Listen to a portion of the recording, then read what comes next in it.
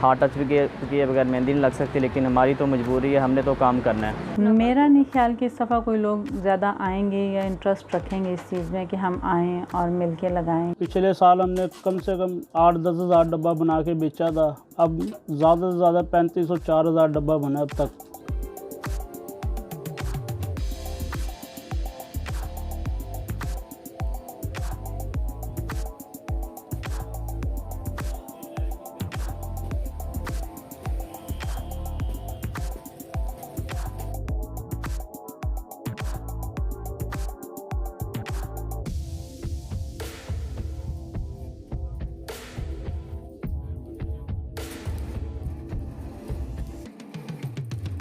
पहले 15-20 बंदे काम करते हैं, सिर्फ हम 2-3 जने वही काम करते हैं, वही माल बेच कर आते हैं, वही तैयार करके दुकानदारों को पहुँचाते हैं।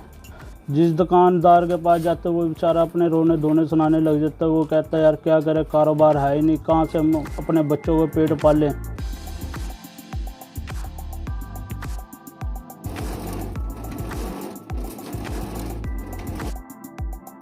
पहले तो हमारी बुकिंग हो जाती थी कि इन दिनों में कि हमने हमारे ईद पे 8-10 लोग आएंगे, 15 आएंगे, हमारे पास 15-20 ऑर्डर थे। अभी तो हमारे सिर्फ 1-2 ही ऑर्डर कन्फर्म हुए हैं जिन्होंने कहा जी हम आएंगे, बाकी का हमें कोई पता नहीं कि हमारे कस्टमर आते हैं या नहीं आते हैं।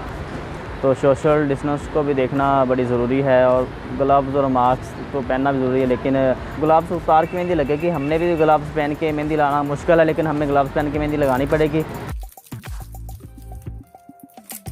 तो ये मेहंदी एक ऐसा प्रोग्राम होता है कि जो सब लोग मिलके आपस में बैठेंगे तो फिर ही लगाएंगे ना, खुशी के साथ। तो जब एक दूसरे के साथ फासले पे बैठना है, सोशल डिस्टेंस ही है, एक दूसरे के घरों में नहीं आना जाना, दूर रहना है, अपनों से महफूज रहना है। इसलिए कोरोना की वजह से कुछ हालात इस साल बदल गए हैं।